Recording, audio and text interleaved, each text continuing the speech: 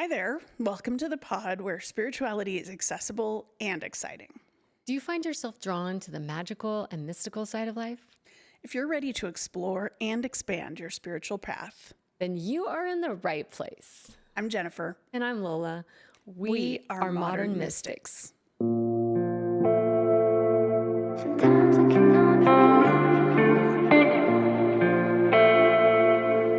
I'll be calling out. Wanna look at me like they cannot breathe. I'll be calling out. Well, welcome everybody. Thanks so much for being here. You know, in our quest to be modern mystics, that sounds so dramatic when I say it. We're really just trying to be our own spiritual authorities, not necessarily just giving over our power to other people, but kind of deciding what works for us, you know?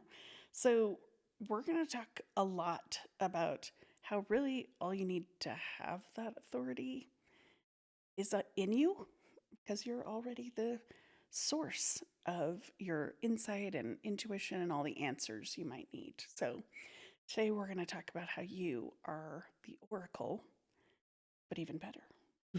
But yes, even better. I agree. Even better. Yeah. So I'm really into myths and archetypes, and they're kind of my jam. And so when we first came upon this topic, I'm like, well, what is an oracle, right? Are they a high priestess? Are they the Yeah. wise one? Are they the inner seer? All of those. Yes. What is an oracle? So let's kind of talk about that. Historically, the famous one that most of you probably have heard of is the Oracle of Delphi or Delphi.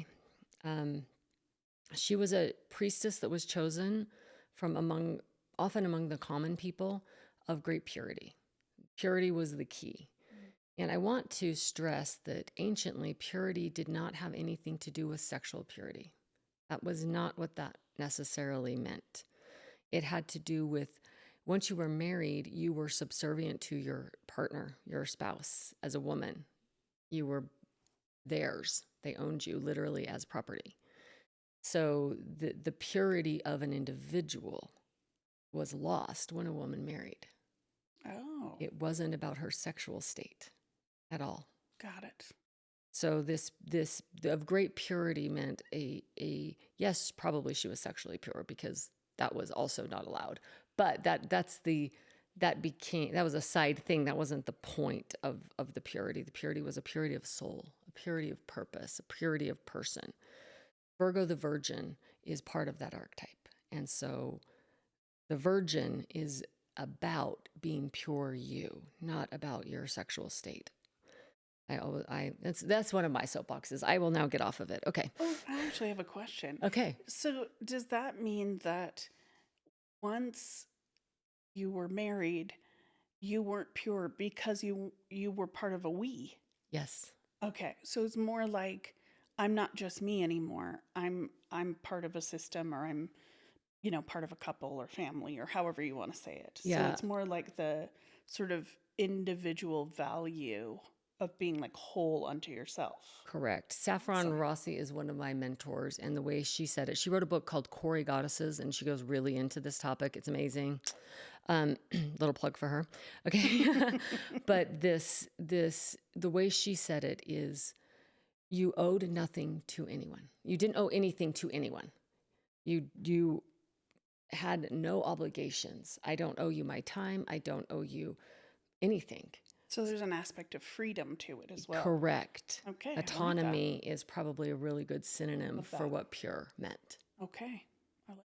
You were autonomous. So the Oracle of Delphi was widely revered and honored, and always a female?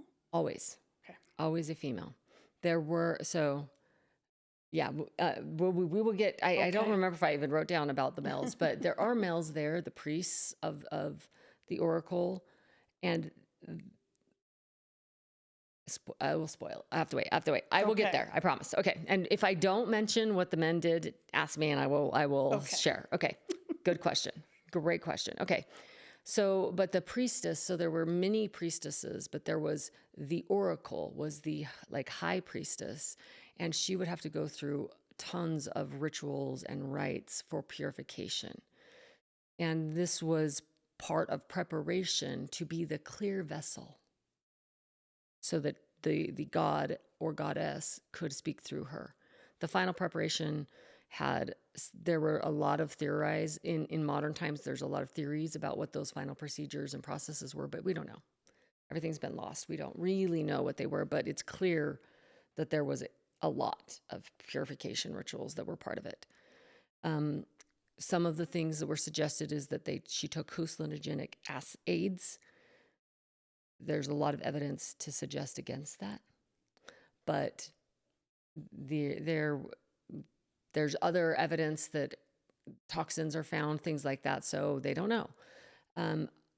The oldest myth of the Oracle of Delphi was Gaia, was the goddess, and Apollo was actually the usurper who came in and conquered and took over the Oracle of Delphi. So it used to be a woman's oracle from a woman. The first oracle was actually Gaia's daughter, deity. I'm trying to remember her name. I don't know if I wrote it down. I don't think I did. Anyway, the first one was her daughter. And the way it would work was there was a crack up in this cave on a mountain. There was a crack in the earth. And the oracle would sit on a tripod stool over the crack and smell the vapors coming up through the crack. And they would just spout nonsense, essentially. They would just say words. And this is where the priests come in. Go ahead. Was that supposed to be hallucinogenic? They think. I mean, I can't imagine it would smell very good. So It's making me think like sulfur and exactly. things like that. Yeah. So is it volcanic? There's been a lot of things. One of the myths is that Apollo slew Gaia's snake and that its decaying corpse was rotting and the vapors were from the corpse. So part of that's even more pleasant. Okay. Yeah, part of so I wonder if that myth started. This is the gospel according to Lola. I have no evidence for this. This is my own musings and wonderings. If that myth started in part because of Gaia, that it's layering on that this is Mother Earth's wisdom. Oh. And so this has to come from the earth. It's very circle of life, isn't it? Right. If it's like the snake decaying as well as, becoming a part of Gaia. Yeah. Yes. And they've found ancient tombs where even pre-humanoids were burying people under the ground back to Mother Earth because they believed in death and rebirth. And the rebirth happened through the womb of Mother Earth. This is where burial comes from. Yeah. Right. So there's probably something to that notion. And there's myths around the globe about giant snakes that encircle the world. And so that's part of Gaia. And snakes are just so symbolic in spirituality, in healing, in, oh my gosh, everything. So that's really fascinating. So, Themis. Themis was the daughter of Gaius. That was the first. Got it. The first oracle. So Apollo, so the oracle would sit over the vapors in the cave and smell them. And do you know how long that was? No, we don't know. But it can't have been fast because the priests were in the room and they would record what she said. And then they would turn it into very specific poetry. It had a lot of rules. And that's what you would read in the myths are from the oracles. Okay, so would she channel? Essentially, kind of yes, that's what it is. But but you have to divine her meaning, because it's I'm gonna be the would divine her yes. meaning. So I'm gonna be the oracle, and I'm gonna be like potato, and a rainbow will happen. Like what? And now I have to make that make sense. The weird little puzzle pieces. Turn that into a poem. Oh, okay. So we couldn't just write it down and hope that it somehow kind of linked up. We had to. Yes. Did they rhyme? They didn't have to rhyme, I don't think, but there were a lot of rules. So, and poetry does have a lot of rules. There's rhyme, there's meter, there's rules. So it had its own Wow. rules. All right. So that was the process. Then Apollo came in, conquered, right? And part of what was odd, and maybe sulfuric vapors are correct assumption here, is they lessened in the winter and they increased in the Oh, that summer. makes sense. So the cold air, maybe they were not Yeah. around as much. So he would leave Apollo in the myths. Apollo would leave in the winter, and Dionysus would come. And Dionysus, this is when the big revelries and the orgies on the mountain, all of that stuff would take place, is when Dionysus was there. So I don't know how much oracling was going on during all of that. I'm sure Different there was, kind. imbibing and Right. maybe a little bit of like drunken oracleness, but no vapors. Yeah. Okay. No, Interesting. I don't. Yeah. They were very rare. And so I'm sure if they came, the oracle would sit. But That's awesome. yeah. So, this is very external. You receive nothing. You have to go to the oracle and ask a question. It's a long journey. You're lucky if you get to ask the oracle a question. It's not like, Farmer Sue got to go ask the oracle a question. So does that mean that if I went, I would have to, I'm really sort of a little bit obsessed with the vapors. Yeah. So if I went to go ask a question, or if I was important enough and I Right. got to go ask a question of the oracle, would I be in the room while she was doing this? Or do you ask a question and you kind of leave and they go through their whole process and poemize and all of that, and then I get my answer? I think they were allowed to ask the oracle herself. Oh, okay. I think. Now, Okay. if there's a better mythologist out there that's like, no, because I definitely have not studied. Again, details are not my thing. That's okay. I was just So, like, but now I have more questions. from myths I've read, I'm like, I think they were in the room. But again, Yeah. were they in the room? It's not a like story. people wrote it down much. Yeah. Right. It's oral traditions. Right. Yeah. That's so true. I love that. I feel like because it was like a long and arduous journey to even get to the oracle, or Yeah. you had to be like chosen. That's very symbolic of, seeking wisdom or seeking spiritual insights in general. Like we go through a lot to get there, or we go through Yes. a lot before we even really figure out what to ask, let alone get our answers. So I kind of like that. Yeah. And Yeah. honestly, I don't know whether it's vapors or it's like incense or it's something else. There's always some sort of mystical kind of smoke or scent or something like that going on. Well, yeah. And this goes back to, again, myths around the globe. The gods gave us breath of life. Air and smoke represents air Yeah, in most true. traditions. This is where human connects with divine, is through the breath. So the vapors are from the divine and they give us wisdom. I like it. So yeah, that's Interesting. definitely a layer of that myth. Love it. So how does this, apply to being a modern mystic? Obviously, we're not asking you to go to Greece and pray to Apollo to please let him bring back an oracle that can sit and smell the It's quite vapors. a process. I don't know if Greece would even allow this, so Yeah, I that's don't fair. suggest it. You can go there. I know you can still go to the Oracle of Delphi place, but there's a lot of archaeology they've uncovered around it. Anyways, Oh, cool.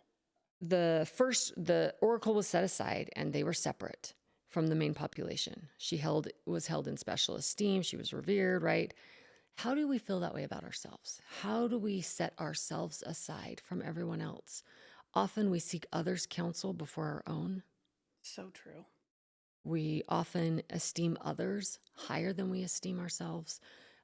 One of my best friends says all the time, don't talk about my friend like that. When I would have negative self-talk. And it's so true. I would never say some of the things I say to myself to another person. Yep. I think that's really, really true for a lot of people, that we're definitely harder on ourselves than we would be to others. Yeah, we tend to have negative self-talk, especially. I read this book forever ago. This is a Mormon book. I was raised Mormon. It's called Becoming by Blaine Jorgensen. And I don't remember anything about the book but this. In it, he tells the story of coming home and finding his wife in their closet sobbing. And he's like, oh no, what's wrong? Like, Yeah, that's pretty wow. extreme to hide in the closet and cry. Yes.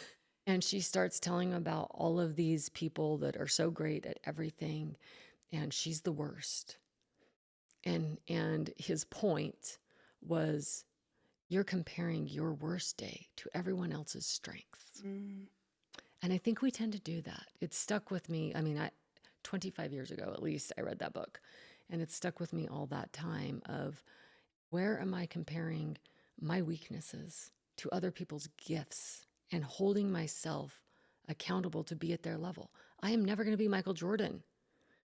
I can beat up on myself every day for the rest of my life for sucking at basketball, or I can accept that that's not my gift and move on with life and be happy that there's someone like Michael Jordan that can hold that role for the rest of us. I love that. I feel like comparison definitely robs us of a lot of self-esteem. And either we sort of come out on top like we're better, or we come out on the bottom like comparing your Yeah. worst day to everyone else's best. And I think if we're going to be trusting ourselves as modern mystics, we have to know, we have to be able to trust our own inner knowing, and we Mhm. have to really be honest about our strengths and weaknesses. And honestly, you could be, I think this happens a lot in spirituality too, where people compare themselves to whoever the spiritual teacher is in their life, or whoever is like the self-help person in life at this particular moment, or that kind of thing. And I don't really think that I, I mean, you can definitely aspire to certain qualities from people, but I think the important thing is just to develop ourselves to a point where we know and trust ourselves. Because if we're going to be our own oracle, Mhm. and we just think we're crappy because we're not Michael Jordan, Right. then nobody would ever get anything done. We would Right. just sit around kind of feeling sorry for ourselves. And also, I think one of the best things about being your own spiritual authority is that it's very empowering. So it's not Yes. really meant to be something where we're sitting around thinking how we're not good enough. It's meant to be something that really we learn to trust and helps us navigate things. And we can't do that when we're comparing to everyone and everything. We can't. And one of the major lessons that I take from the Oracle of Delphi is, not only did the other people revere her, she went through all the ritual cleansings, all the purification. Sure. She honored the process and revered herself. Do we revere our inner knowing? Like, do I hold it as something so precious and sacred that I would go through hours of ritual bathing to receive it? Right. Like, that's how precious that was to them. They valued it that much. Do I value my intuition that highly? Am I willing to put in the effort to be in tune with my intuition? I love that. I think there's so many. It could just be because we're American, and Americans just like to take pills and move on, like that. We're like, just, I have a headache, so let me just have my aspirin or whatever. Right. But I do think that sometimes we're looking for something that is just a really quick fix, or something that where we don't have to put the effort in. Yeah. And so saying, okay, well, I'm going to take some time to prepare myself to trust myself. I'm going to take some time to be quiet so I can really, do a little reflection and know how things come through to me. Like, it does take work. It's not something that you just wake up one day and go, oh, I totally trust myself now. Sometimes it's forged through age and experience. Sometimes it's forged through trauma. Sometimes it's just forged because you're taking the time to do that. But either way, yeah, you definitely need that willingness to put in the work and to value yourself enough to do Yes. that. Yes. And we've had a couple of podcasts on intuition and testing out the intuition, knowing how your body works, how you receive intuition. So go back and listen to those and do some of the exercises we suggest to improve your own trust with yourself. We don't think about how often we betray ourselves. Have you ever, I'm raising my hand, you can't see, but I am raising my hand like it should be to the ceiling. It should be so high. Have you ever betrayed yourself when you knew, oh, I shouldn't do that thing, because I don't feel good about doing that thing, but it would make that person happy or more comfortable. So I will Mm-hmm. do that thing to appease the situation in the moment. That's a betrayal of yourself. It's so true because I've also heard that if you don't set boundaries, you're just violating your own Correct. boundaries, if that Ooh, makes good sense. And saying. I thought that was really worth paying attention to because you don't need to sell yourself, down the river to make sure everyone else is happy. No. And I also think that I don't know if it's just as women, we Yeah. tend to be raised to take care of other people, so we kind of put ourselves last. And then I think that gets worse if we become moms because then we're like the literal, health and well-being and lives of little ones are in my care. So what I need doesn't matter as much as what they need. So I feel like there's just all these layers of, we don't really listen to ourselves or put ourselves first or even really top three sometimes, depending on what the priority list is. Or we have a really mean boss and it's not safe to put myself Yes, first. so true. And I think sometimes the biggest thing we can do to trust ourselves is to just be ourselves in the moment, Yeah. whether that's good or bad or maybe a little risky. Yeah.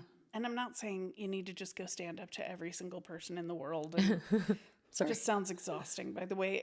But like definitely picking and choosing your battles and taking time to be really true to yourself and what you really need or what you really want is important. And just be conscious. Am I betraying myself all the time, every day? Yes. Right. So start building trust back with yourself so that your intuition knows you'll listen and learn how to listen. Right. All of that is part of being your own oracle. That's so true. The other lesson we learn from the Oracle of Delphi is about purity, right? How do we be autonomous? How do we maintain our own authority? Purity is about knowing what we're seeking, right? The Oracle of Delphi had a specific purpose. She was seeking answers from either Gaia or Apollo. She was channeling the divine and giving wisdom. There was a specific intention. So often people want to just get like, I work as a reader, so does Jennafer. And how many clients do you have that you say, what can I do for you today? And they say, oh, I don't know. I just want to know what you get. Many.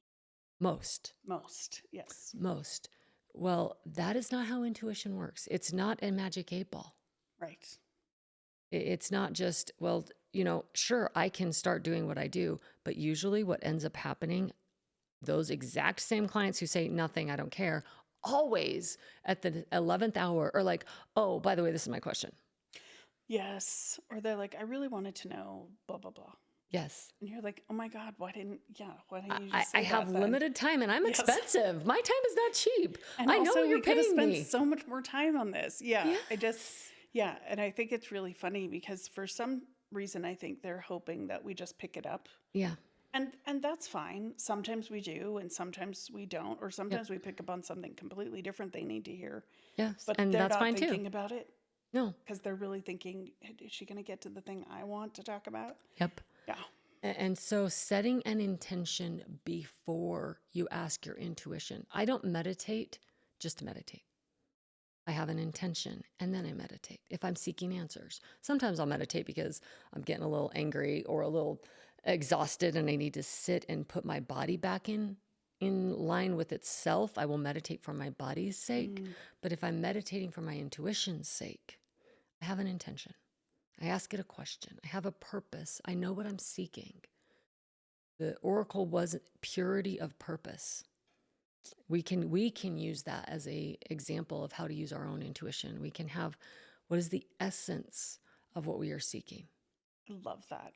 I also think that's just a question you can ask yourself in any situation. Like, what is the purpose of this meeting at work? What is the purpose of me having this outing with my spouse? What is like just kind of reorienting ourselves to those bigger pictures Yeah. will help things not get lost in the shuffle, but will also help us sort of like set intentions, like you said, but also I don't know, go in more mindfully, Yeah. maybe is a good way to say it. Yeah. Yeah. Like Right. more consciously. Right. If you're giving a talk in school, right, you had to tell them what you told them, and then tell them, right? You tell them what you're going to tell them. You tell them, then you tell them what you told them, right? I feel like it's almost like Right. that circular thing that our brains are set up to recognize and adapt to. We already are programmed that way. So why not lean into that? I love that. And I also just think it helps you feel like you're not just tuning in, but you're almost like changing your prescription so that what Mm, you see during the day or in that meeting or with that date or whatever, you can kind of see whether or not it's even fulfilling its purpose, or it's, or in what ways it could surprise you, mhm. and it also gives you a feeling of co-creation. Like, I'm not just doing this all myself. Like, I'm helping things unfold, and I'm helping things be their best, whether it's ourselves or a group we're a part of or family or whatever. Well, it's super powerful. I I immediately think as you're talking about, this lens to see life through, or a filter to see life through, the brain is already doing that. The brain is filtering your life experience based on your conditioning and on what you valued in the past. Mhm. And so if you tell the brain, look for this answer, it will. Absolutely. It will. It's kind of amazing how we can set our own filters, Yep. maybe is a good way to Yep. say it. Yeah. It really is. And it's kind of like some people say when they're looking for signs or, symbols or synchronicities, things like that, if they're if they're kind of tuned into it, they see them more Yep. or they notice them more. That doesn't mean that they aren't around if they're not tuned in, but they just tend to notice better. Yeah. Yeah. And we call that reticular activation. Buy a new car, and suddenly everybody on the road is driving your car. Did they all go buy the new car at the same day as you did? No, you're noticing it Nope, you now just see it. Yep. because that's your car now. And you're like, wow, Yes. everyone has this car. Yes, that's so true. Reticular activation. When I first moved to Utah, I was like, white cars. And because I've lived in so many states, and I was like, and anyway, I'm like, what is it about white cars in Utah? Anyway, totally off the subject. It's resell Oh, okay. because everyone has, I don't, okay, this is gospel according to Lola. It's a little Okay. Utah I'm pet sorry, I'm peeve. totally taking us off We're on a doing a sign tangent. tangent, but here we go. Utah's cheap. That's all I'm going to say. There is Oh, a is it a cheapness. cheaper? It, Are white cars cheaper? I think often they are, and also Okay. resell.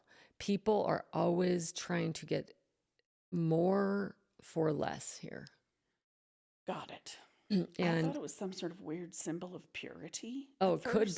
could be Not purity like the Oracle of Delphi, uh, but the sexual purity yes, symbol. yeah, the Uh-huh. like white White. purity of, like, bridal gown, that kind of thing, but Yeah. or Which temple also didn't even gowns mean or that, whatever. just to be clear. That was not how that started, but that's another tangent. Okay. Sorry, No, I'm sorry. we can get back on the Yes. Yes, but this is Oracle true. horse. This is true about the brain. Will notice what we set it to. Yes, absolutely. I think that's so true. So, as we've talked about, the Oracle took these ritual baths. And for us, I mean, there are people that do take ritual baths to help get them in sync with their body. If you're a water person, that may be the right path. But sometimes our purity is we ask a question, but we're not really asking a question. We're asking a confirmation. And there's a difference between a question and a confirmation. That's very true. I can ask my intuition, hey, should I date this guy? Should I date this girl? But I already have decided I want to date them. Am I really asking? No, I am not asking. I've already decided. And we can influence the answer our intuition will give us if we're too attached to the answer we will receive. That is very true. In readings, sometimes people argue with me about something that hasn't happened yet. And I'm always kind of confused because they'll be asking me, like, what's likely to happen if they take this job or date this person or Right. whatever. And I'll be saying, well, it seems like, this right now anyway, this looks like what the outcome will be. Right. And people will be like, well, that's not true. And I'll be like, well, first of all, that hasn't happened yet, so I'm not sure why we're arguing about it. And I never said it was true. I said know, this is a I really didn't. possibility. Yes, I'm just reading the energy of the possible outcomes. But anyway, I think that's so true because sometimes people do just want validation or they want permission Yep. from someone else, which is hilarious because they don't really know me and I'm not an authority or anything like But a that. psychic. But if they can go, oh, a psychic told me, blah, blah, blah. Yeah. I also have people leave readings and they completely, I listen to them say to their friend what I just told them in private. Right. And they have completely shifted it around. I had that happen last Completely. week. This woman came, asked me if she was going to get a divorce. And I was looking at her astrology chart. Should she get a divorce? And I said, well, we see divorce as a possibility with this particular aspect you have. That is one of the potentials. However, you have Saturn right there. Saturn is stable, structure, security, long-term commitment. I would be really surprised if this was divorce. It just doesn't feel that way. Different. She goes and gets a reading from someone else. And I can hear the reading. I can hear. And she walks in. She just told me I'm getting divorced and now I'm really scared. Oh boy. So this attachment she's already decided she's getting a divorce. Yes. And she wants someone else to be in charge of that divorce for her so she doesn't have to be the bad guy in her own life. Yes. And also, if we're stuck on an answer and someone gives it to us, then we abdicate our own authority. Correct. And that is not a modern mystic. No, that is not. That is not someone who is taking, responsibility of and control for their lives and their spirituality. Yeah. Very not modern mystic. Right. So have a purity of purpose when you're asking your questions. Know whether you're asking for a confirmation, permission, great point, Jennafer, or are you really asking a question of your intuition? Get clear on what you're asking. That's part of that purity. Sorry. If you guys want to get on our Patreon, we'll have a short guided meditation to help you connect with your inner oracle. And we may put this out for free on YouTube, so kind of check there too, just to kind of let you guys know what our Patreon is about and give you access to that. So just be watching for that. That should hit pretty soon. And the last point I wanted to make is the oracle sat there and inhaled the vapors and got answers. But those were not the answers that were given to the people. The priests then interpreted the answers, and then those were given to the people. The oracle didn't really know anything, let alone everything. You don't know everything either. You know some things, but you don't know everything. And your intuition can teach you a lot of things, but learning from others, reading great books, expanding what you know will increase what your intuition can know. Absolutely. And I think the important thing is that we're always just trying to discover what works for us or what is right for us. And you might find that, if you had asked the same question of yourself 10 years ago or 10 months ago or whatever, you might have gotten a completely different answer because we're always becoming and we're always growing. And you don't have to know all the answers. You just have to know what feels right for you right now, and what is going to keep you out of jail. Legal. Yeah, Is legal disclaimer. She is the person that keeps us out of jail. Everybody needs that friend. We won't go to jail because Jennifer's here. Yes. Well, please make sure that you're just obeying the laws and get whatever you need. Yeah. Exactly. Within the laws. Okay. So the thing that really struck me is, boy, I'm really glad that I get to be my own oracle and I don't have to go to Greece and go watch some random woman smell vapors, talk to a priest who translates it into a cryptic poem that I then have to somehow figure out and decipher. Mm-hmm. I think it's way easier to be like, hey, intuition, can you help me out? I totally agree. And I think it's one of those things that the more you practice, the more natural it becomes. So just keep checking in with your intuition. And and keep expanding your knowledge base and things like that.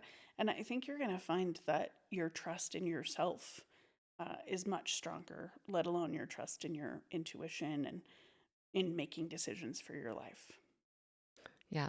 So remember that purity is about being autonomous and owning your authority, not about what you do in the bedroom. What a devaluing of what it is to be a human, Yep. to assign a pure essence of a soul to a bedroom activity. So Like, true. yeah, remember that. Remember that your purity is about you, your essence of who you are, and how to claim that authority and stay autonomous on your spiritual journey. Absolutely. We would really love you guys to practice that this week and, tell us in the comments, find us on social media, wherever. And we'd love you to subscribe and maybe leave us a review. And don't forget to join us on the Patreon to get that meditation, to activate your own oracle. Both of us love guided meditations, so we're excited to share this with you. Absolutely. Oh, we forget every time. This podcast is sponsored by Astrology Phoenix. And reading some more by Jennafer. Thanks so much for joining us.